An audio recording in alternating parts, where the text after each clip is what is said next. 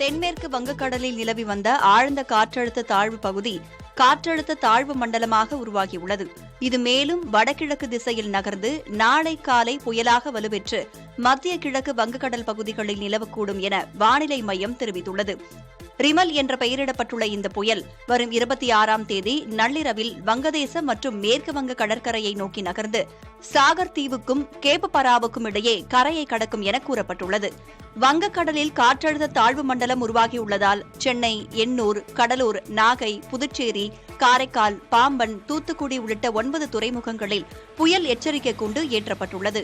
கடல் கொந்தளிப்புடன் காணப்படும் என்பதால் மீனவர்கள் கடலுக்கு செல்ல வேண்டாம் என எச்சரிக்கை விடுக்கப்பட்டுள்ளது. இதனிடையே தென்கிழக்கு அரபிக்கடலில் கேரளாவை ஒட்டி மற்றொரு காற்றழுத்த தாழ்வு பகுதி நிலவுவதாக தேசிய வானிலை மையம் தெரிவித்துள்ளது. திருவள்ளுவர் தினத்தை இன்று கொண்டாடுவதாக தமிழக ஆளுநர் ஆர்.என். ரவி அறிவித்திருந்த நிலையில் சென்னை மயிலாப்பூரில் உள்ள திருவள்ளுவர் கோயிலில் தரிசனம் மேற்கொண்டார்.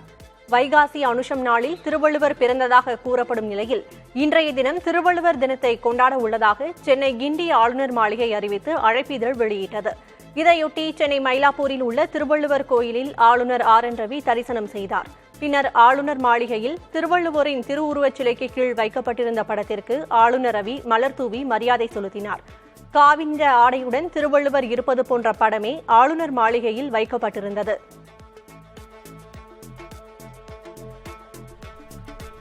முல்லை பெரியாறில் அணை கட்டுவது தொடர்பான கேரளாவின் கோரிக்கையை மத்திய அரசு பரிசீலிக்க உள்ளது. வருகிற 28ஆம் தேதி டெல்லியில் மதியம் 12:45 மணி முதல் 1:30 மணி வரை கேரள அரசின் விண்ணப்பத்தை மதிப்பீடு செய்கிறது. மத்திய சுற்றுச்சூழல் மற்றும் காலநிலை மாற்ற நிபுணர் குழுவினர் மதிப்பிடுகின்றனர். இந்நிலையில் புதிய அணை கட்ட எவ்வளவு நிலம் தேவை, மதிப்பீட்டுத் தொகை போன்ற விவரங்களை மத்திய அரசிடம் கேரள அரசு வழங்கியுள்ளது. குறிப்பாக புதிய அணையால் யாருக்கு பயன், பாதிப்புகள் இருக்குமா என்பது குறித்தும் கேரளா அறிக்கை அளித்துள்ளது. மேலும் புதிய அணை குறித்து கருத்து கேட்பு கூட்டம் நடத்தப்பட்டதா, முல்லை பெரியாறு அணை தொடர்பான வழக்கு நிலுவையில் உள்ளதா என்ற கேள்விகளுக்கும் கேரளா பதிலளித்துள்ளது. அணையின் விவரம், அதற்கான மூலப்பொருட்கள் போன்ற தகவல்களும் மத்திய அரசிடம் வழங்கப்பட்டுள்ளது. இதனிடையே முல்லை பெரியாறில் புதிய அணை கட்டுவதற்கு தமிழ்நாடு அரசும் அரசியல் கட்சிகளும் கடும் எதிர்ப்பு தெரிவித்து வருவது குறிப்பிடத்தக்கது.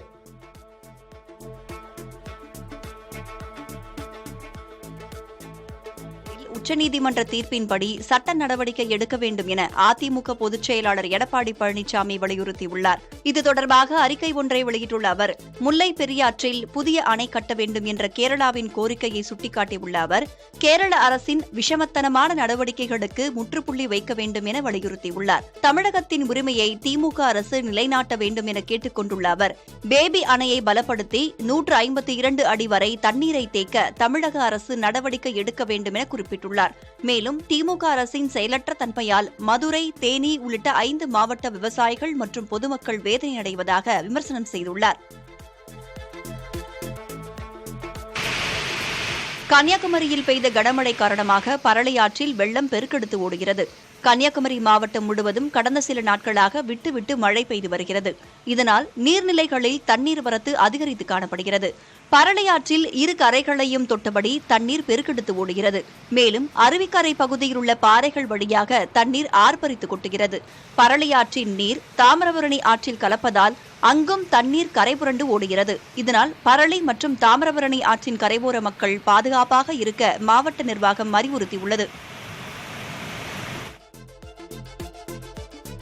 நெல்லை காங்கிரஸ் பிரமுகர் ஜெயக்குமார் மரண வழக்கில் 2வது நாளாக சிபிசிஐடி காவல்துறையினர் விசாரணை நடத்தி வருகின்றனர். ஏடிஎஸ்பி சங்கர் மற்றும் டிஎஸ்பி நவராஜ்குமார் மற்றும் காவல் ஆய்வாளர்கள் விசாரணை மேற்கொள்கிறார்கள். இன்று மாலைக்குள் சிபிசிஐடி டிஎஸ்பி முத்தரசி நிகழ்விடத்தில் விசாரணை நடத்த முடிவு செய்துள்ளதாக கூறப்படுகிறது. முதல் நாளில் ஜெயக்குமார் உடல் கண்டெடுக்கப்பட்ட தோட்டத்திற்கு சென்று சிபிசிஐடி காவல்துறையினர் விசாரணை நடத்தினர். திருநெல்வேலி கிழக்கு மாவட்ட காங்கிரஸ் தலைவராக இருந்த KPK ஜெயக்குமாரின் உடல் அவரது தோட்டத்தில் இருந்து கடந்த 4ஆம் தேதி பாதி எரிந்த நிலையில் கண்டெடுக்கப்பட்டது. தனிப்படை காவல்துறையினர் விசாரணை நடத்தி வந்த நிலையில் எந்த முன்னேற்றமும் ஏற்படாததால் வழக்கின் விசாரணை சிபிசிஐடிக்கு மாற்றம் செய்யப்பட்டது.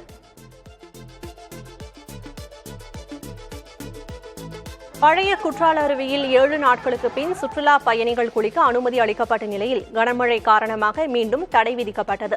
கடந்த 17ஆம் தேதி பழைய குற்றால அருவியில் குளித்த 17 வயது சிறுவன் வெள்ளத்தில் அடித்துச் செல்லப்பட்டு உயிரிழந்த நிலையில் முதன்மை அருவி, பழைய குற்றாலம், ஐந்தருவி உள்ளிட்ட அனைத்து அருவிகளிலும் சுற்றுலா பயணிகள் குளிப்பதற்கு தடை விதிக்கப்பட்டது.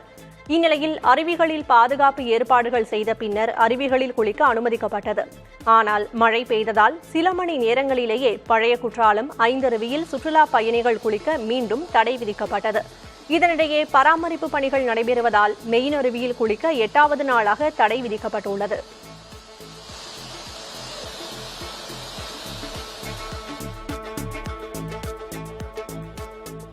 நெல்லையில் இளைஞர் கொல்லப்பட்ட விவகாரம் தொடர்பாக 4 பேர் கைது செய்யப்பட்டுள்ளனர். கடந்த 20ஆம் தேதி பாளையங்கோட்டையை அடுத்த KTC நகர் பகுதியில் உள்ள உணவகத்திற்கு சாப்பிட வந்த தீபக் ராஜா என்ற இளைஞர் கொடூரமாக கொல்லப்பட்டார். பட்டப்பகலில் தீபக் ராஜாவை கொலை செய்த கும்பலை 6 பேர் கொண்ட தனிப்படை காவலர்கள் தேடி வந்தனர். இந்நிலையில் கொலை தொடர்பாக நெல்லையைச் சேர்ந்த முத்து சரவணன், ஐயப்பன் மற்றும் தூத்துக்குடியைச் சேர்ந்த தம்பன், மற்றொரு ஐயப்பன் ஆகியோரை காவல்துறையினர் கைது செய்தனர். கொலை வழக்கு மட்டும் பதிவு செய்யப்பட்டிருந்த நிலையில் தற்போது வன்கொடுமை தடுப்புச் சட்டம் உள்ளிட்ட 5 பிரிவுகளின் கீழ் வழக்கு பதிவு செய்யப்பட்டுள்ளது. இந்த கொலையில் சம்பந்தப்பட்ட மேலும் சிலரை தேடி வருவதாக நெல்லை மாவட்ட காவல்துறையினர் தெரிவித்துள்ளனர்.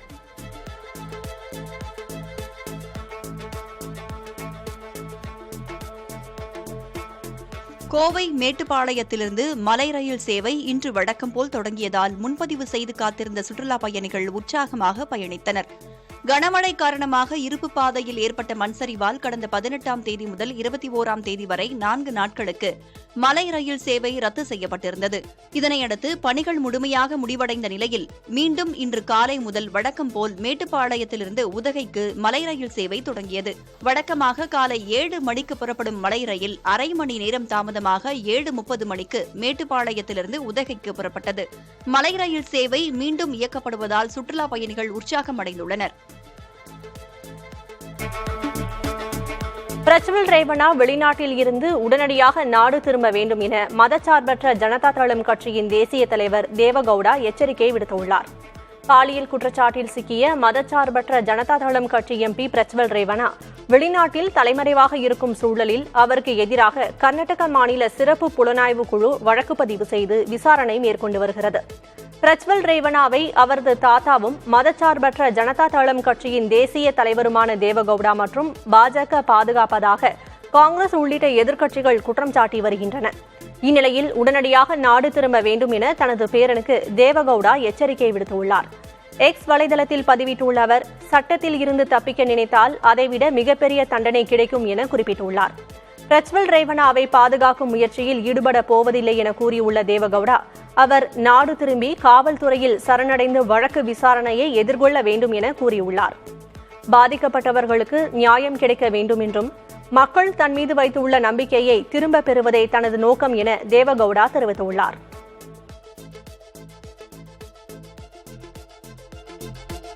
மக்களவைத் தேர்தலில் 6ஆம் கட்டமாக ஹரியானா, பஞ்சாப் உள்ளிட்ட 7 மாநிலங்களில் 57 தொகுதிகளுக்கு சனிக்கிழமை வாக்குப்பதிவு நடக்கிறது. மொத்தம் 889 வேட்பாளர்கள் களத்தில் உள்ளனர். டெல்லியின் 7 தொகுதிகளும், ஹரியானாவில் 10 தொகுதிகளும் தவிர பீகார், உத்தரப்பிரதேசம், மேற்கு வங்கம், ஜார்க்கண்ட், ஒடிஷா ஆகிய மாநிலங்களில் 40 தொகுதிகளுக்கு தேர்தல் நடைபெறுகிறது. இறுதிக்கட்ட பரப்புரையில் அரசியல் தலைவர்கள் தீவிரமாக ஈடுபட்டனர். பஞ்சாப் மாநிலத்தில் பிரதமர் மோடியும், உத்தரப்பிரதேசத்தில் மத்திய அமைச்சர் அமித்ஷாவும், ஒடிஷாவில் பாஜக தலைவர் JP நட்டாவும் பரப்புரை மேற்கொண்டனர். காங்கிரஸ் முன்னாள் தலைவர் ராகுல் காந்தி டெல்லியிலும், ஹரியானாவில் காங்கிரஸ் பொதுச் செயலாளர் பிரியங்கா காந்தியும் பரப்புரையில் ஈடுபட்டு வாக்கு சேகரித்தனர். கடைசி மற்றும் 7ஆம் கட்டமாக ஜூன் 1ஆம் தேதி 57 தொகுதிகளுக்கு தேர்தல் நடைபெறுகிறது. ஜூன் 4ஆம் தேதி வாக்குகள் எண்ணப்படுகின்றன. மக்களவை தேர்தல் முடிவுகள் வெளியாகும் நாளன்று நிறைய தண்ணீர் குடிக்க வேண்டியிருக்கும் என பிரபல அரசியல் வியூக வகுப்பாளர் பிரசாந்த் கிஷோர் எதிர்க்கட்சியினரை மறைமுகமாக விமர்சித்துள்ளார்.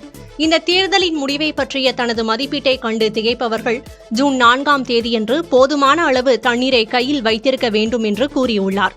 தண்ணீர் குடிப்பது உடலையும் மனதையும் ஆரோக்கியமாக வைத்திருக்கும் என்றும் கிண்டலாக பிரசாந்த் கிஷோர் தெரிவித்துள்ளார். 2021ஆம் ஆண்டு மேற்குவங்க சட்டப்பேரவை தேர்தல் முடிவுகளை நினைவில் கொள்ள வேண்டும் என்றும் பிரசாந்த் கிஷோர் எக்ஸ் சமூக வலைப்பதிவில் குறிப்பிட்டுள்ளார். 2019 நாடாளுமன்ற தேர்தலில் பெற்ற இடங்களைப் போலவே அல்லது அதைவிட சற்று கூடுதலாகவோ இந்த முறை பாஜக பிடிக்கும் என்றும் ஆட்சி அமைப்பதை தடுப்பதற்கான எந்த அபாயத்தையும் தான் பார்க்கவில்லை என்றும் பிரசாந்த் கிஷோர் தொடர்ச்சியாக கூறி வருகிறார். இதனால் அவர் மீது எதிர்க்கட்சிகள் விமர்சனங்களை முன்வைத்து வரும் நிலையில் தண்ணீர் பற்றிய கருத்தை பதிவிட்டுள்ளார். பௌத்தர்களின் புனித நாளான வெசாக் தினம் இலங்கையின் பல பகுதிகளிலும் வெகு சிறப்பாக கொண்டாடப்படுகிறது. உள்நாட்டிலும் வெளிநாட்டிலும் உள்ள பௌத்தர்கள் விளக்குகளை ஒளிரவிட்டு பௌத்த ஆலயங்களில் வழிபாடுகளுக்கு முன்னுரிமை அளித்தனர். சாதி, மதம், இனம் என்ற வேறுபாடு கடந்து சிறுவர்கள், பெரியோர்கள் என பல்லாயிரக்கணக்கான மக்கள் கலந்து கொண்டு வெசாக் தினத்தினை கொண்டாடி வருகின்றனர். வடக்கு மற்றும் கிழக்கில் இலங்கை ராணுவ படையினர் நிலை கொண்டிருக்கும் இடங்களிலும் இந்த நிகழ்வுகள் ஒழுங்கு செய்யப்பட்டுள்ளன. அமெரிக்காவில் உள்ள ரஷ்ய சொத்துக்கள் பறிமுதல் செய்யப்பட்டால் அதற்கு ஈடு செய்யும் வகையில் ரஷ்யாவில் இருக்கும் அமெரிக்க சொத்துக்களை பறிமுதல் செய்ய அனுமதிக்கும் சட்டத்தில் ரஷ்ய அதிபர் விளாடிமிர் புட்டின் கையெழுத்திட்டுள்ளார். யுக்ரைன் மீது ரஷ்யா கடந்த 2022 ஆண்டு பிப்ரவரி மாதத்தில் போர் தொடுத்ததை தொடர்ந்து ரஷ்யாவுக்கு வெளியே உள்ள சுமார் $260 பில்லியன் சொத்துக்களை பறிமுதல் செய்ய வேண்டும் என கோரிக்கைகள் எழுந்து வருகின்றன. ஆனால் பல்வேறு காரணங்களை சுட்டிக்காட்டி இதற்கு ஐரோப்பிய நாடுகள் ஒப்புதல் அளிக்கவில்லை. ஆனால் அமெரிக்காவில் உள்ள சுமார் $5 பில்லியன் மதிப்புள்ள ரஷ்ய சொத்துக்களை பறிமுதல் செய்ய அனுமதிக்கும் சட்டத்தில் அந்நாட்டு அதிபர் ஜோ பைடன் கடந்த ஏப்ரல் மாதத்தில் கையெழுத்திட்டார்.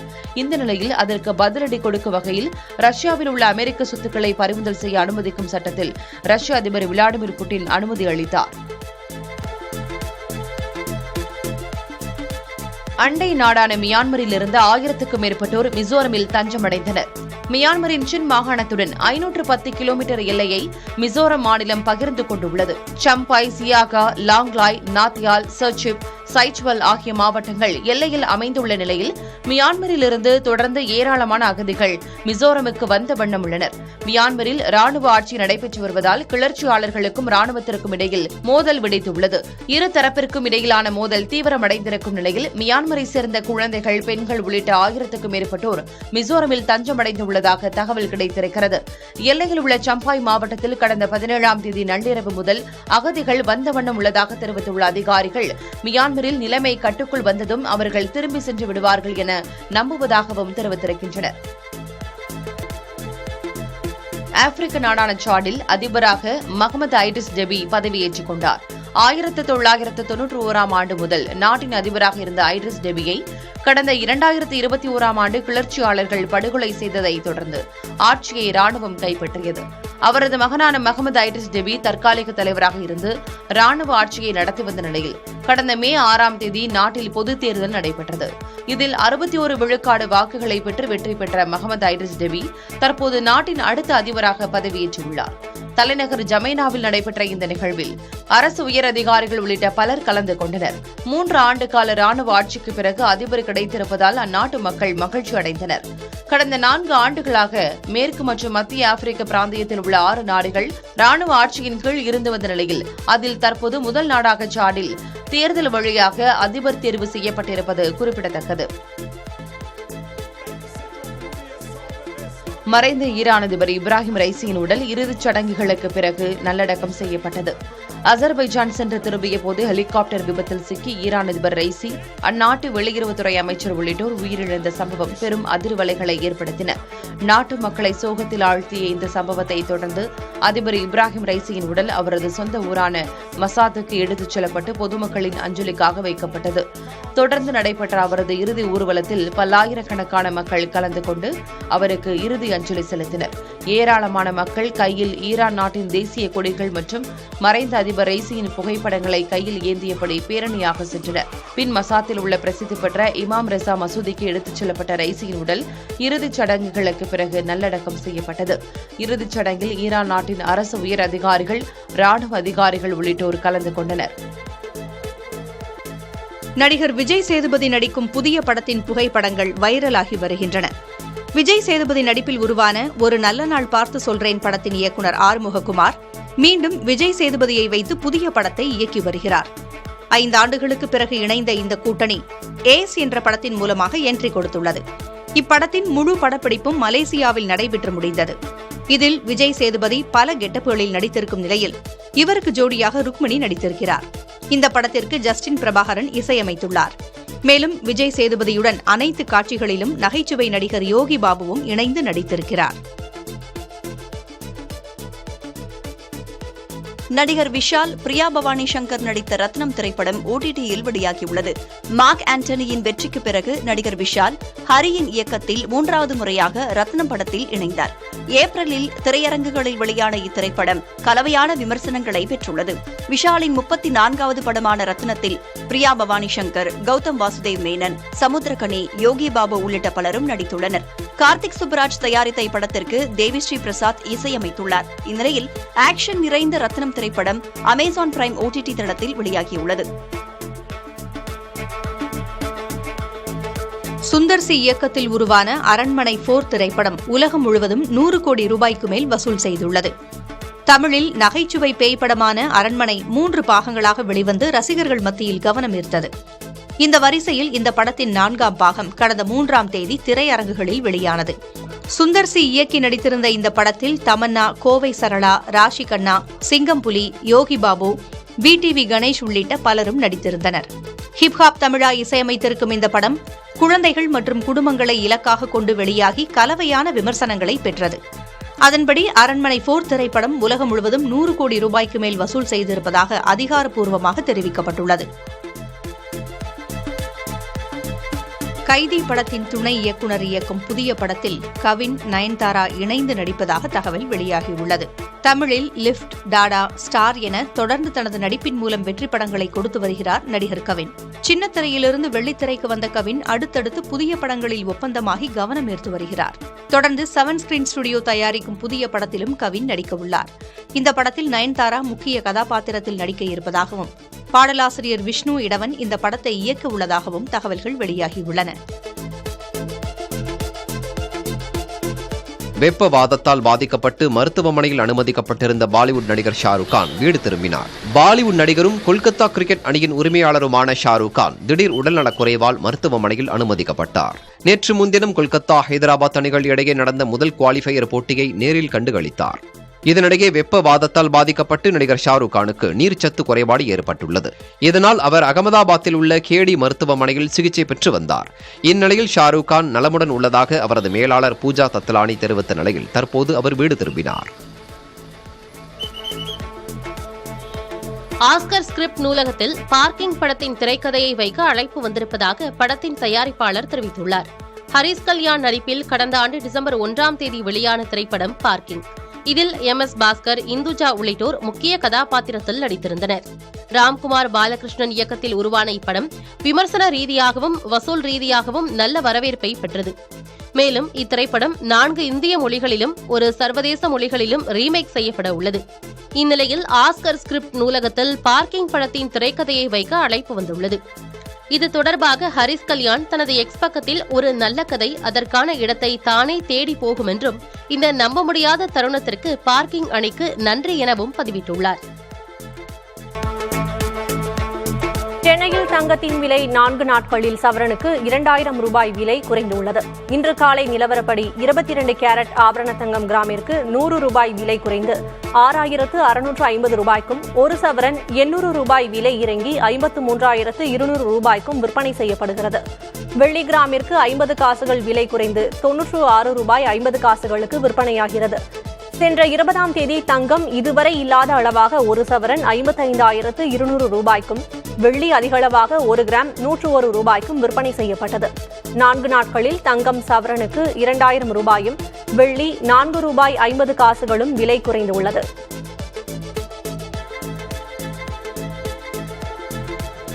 சென்னையிலிருந்து கன்னியாகுமரி வந்த அதிவிரைவு ரயிலில் மழைநீர் ஒழுகியதால் பயணிகள் அவதியடைந்தனர். ஏசி பெட்டியில் ஏறிய பயணி ஒருவர் ரயிலில் மழைநீர் ஒழுகி வடிவதை தனது செல்போனில் எடுத்து அந்த காட்சிகளை சமூக வலைதளங்களில் பதிவு செய்துள்ளார். சென்னையிலிருந்து கன்னியாகுமரி செல்வதற்காக கன்னியாகுமரி எக்ஸ்பிரஸ் ரயிலில் அந்த பயணி ஏறியுள்ளார். விழுப்புரம் அருகே மழை பெய்தபோது கழிவறை மற்றும் ரயில் பெட்டிகளின் பல பகுதிகளில் மழைநீர் ஒழுகுவதாகவும், ரயிலில் முக்கிய மின்சாதன பொருட்கள் வைத்திருக்கும் இடத்தில் மழைநீர் வடிவதாகவும் பயணி கூறினார். தென்மாநில அளவில் அதிக வருவாய் ஈட்டும் ரயிலாக கன்னியாகுமரி அதிவிரைவு ரயில் இருந்து வருகிறது. இந்த ரயிலில் எப்போதும் கூட்டம் நிரம்பி வழியும். தென்னக ரயில்வே திருவனந்தபுரம் கோட்டத்தின் கீழ் இயங்கும் இந்த ரயிலில் பயணம் செய்வோர் ரயில் முறையாக பராமரிக்கப்படுவதில்லை என்ற குற்றச்சாட்டை தொடர்ந்து கூறி வருகின்றனர். திருச்சி காந்தி மார்க்கெட் வாழைக்காய் மண்டி வாசலில் மலைபோல் குப்பைகள் தேங்கியிருப்பதால் பொதுமக்கள் கடும் அவதிக்குள்ளாகி வருவதாக தெரிவித்துள்ளனர். சந்தையில் சேகரமாகும் குப்பைகளை கொட்டுவதற்கென மாநகராட்சி சார்பில் குப்பை தொட்டிகள் வைக்கப்பட்டுள்ளன. ஆனால் அதிக அளவிலான குப்பைகளை ஒரே நேரத்தில் கொட்டுவதற்கு ஏதுவாக இடம் இல்லாததன் காரணமாக வியாபாரிகளும் பொதுமக்களும் தொட்டிக்கு அருகிலேயே குப்பைகளை கொட்டிச் செல்கின்றனர். இந்நிலையில் கடந்த சில நாட்களாக பெய்த மழை காரணமாக குப்பைகள் கொட்டப்பட்ட இடத்தில் துர்நாற்றம் வீசுகிறது. இதனால் பொதுமக்கள் கடும் இடையூறுக்கு ஆளாகியுள்ளதாக தெரிவித்துள்ளனர். மாநகராட்சி சார்பில் பொக்லைன் இயந்திரங்களை கொண்டு குப்பைகள் அள்ளப்படும் போதிலும் குப்பைகளை கொட்டுவதற்கு ஏதுவான பெரிய அளவிலான தொட்டியை அமைக்க வியாபாரிகள் வலியுறுத்துகின்றனர். திண்டுக்கல் மாவட்டத்தில் பெய்து வரும் கோடை மழை காரணமாக பன்னீர் திராட்சைகள் கொடியிலேயே வெடித்து அழுகி வீணாகி வருவதால் விவசாயிகள் வேதனையடைந்துள்ளனர். பஞ்சம்பட்டி, செட்டியப்பட்டி உள்ளிட்ட 50க்கும் மேற்பட்ட கிராமங்களில் 200 ஏக்கர் பரப்பளவில் பன்னீர் திராட்சை சாகுபடி செய்யப்பட்டுள்ளது. தற்போது அறுவடை நேரத்தில் பெய்த கனமழை காரணமாக கொடியிலேயே பழங்கள் வெடித்து விடுவதால் வியாபாரிகள் அதனை வாங்க ஆர்வம் காட்டுவதில்லை என விவசாயிகள் தெரிவித்துள்ளனர். வரும் ஒரு சில வியாபாரிகளும் 1 கிலோ திராட்சைக்கு 20 ரூபாய் வரை மட்டுமே வழங்க முன்வருவதாகவும் இதனால் கடும் இழப்பு ஏற்பட்டுள்ளதாகவும் விவசாயிகள் வேதனை தெரிவித்துள்ளனர். பாதிக்கப்பட்ட பயிர்களை கணக்கெடுத்து உரிய இழப்பீடு வழங்க வேண்டும் எனவும் விவசாயிகள் அரசிற்கு கோரிக்கை விடுத்துள்ளனர்.